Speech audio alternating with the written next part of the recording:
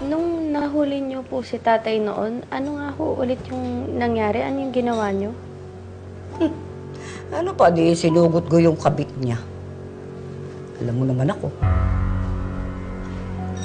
Pero di ba ho, pagkatapos nun, lalong nagalit si tatay sa inyo? Ako? Pakialam ko ba sa kanya? Galit na galit talaga siya sa akin. Kasi alam mo ba kung bakit? Nginudgod ko yung mukha ng kabit niya sa sahig.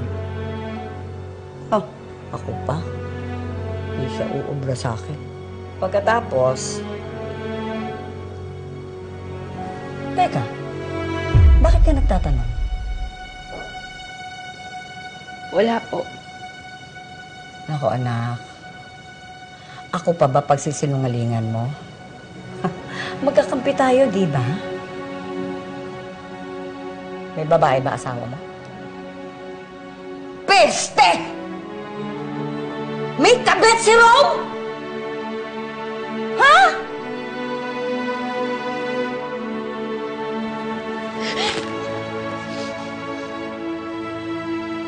Sino ang mukhang malanding kabit na yan?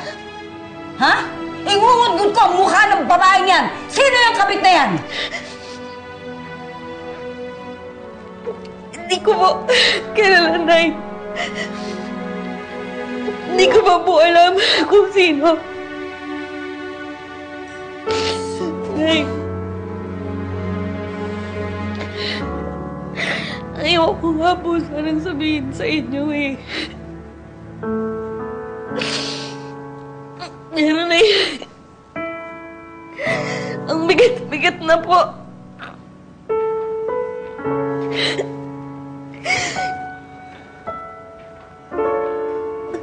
Diyos ko.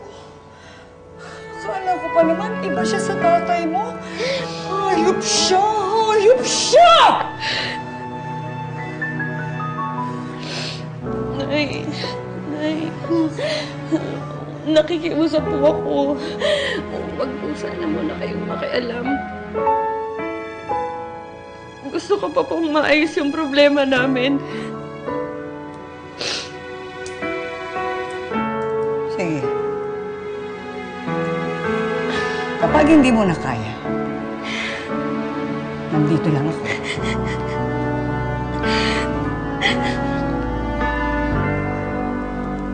Anak.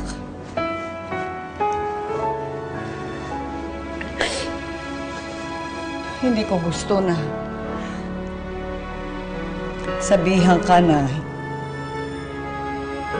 hiwalayan mo ang asawa mo. Hindi kita hihikayatin ng gano'n. Dahil ayokong lumaki si Austin na tulad mo. Walang ama sa tabi.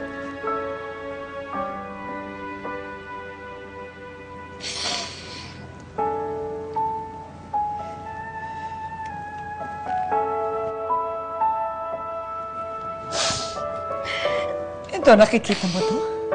Ha? Alam mo, itong blouse kong ito, nanalo sa akin to ng tatay mo.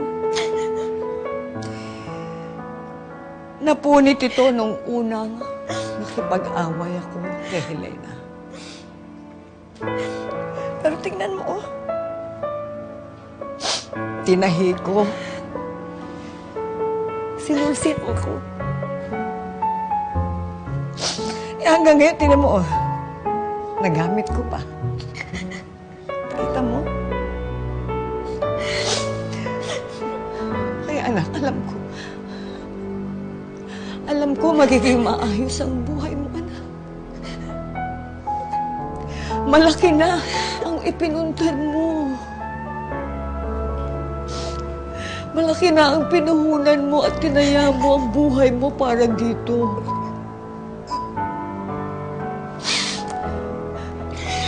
Alang-alang man lang kay Austin, magpakatatag ka na. Ha? Huwag kang papayag na masira ng ibang babae ang buhay mo.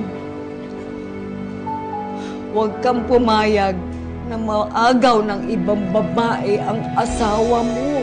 Naintindihan mo po?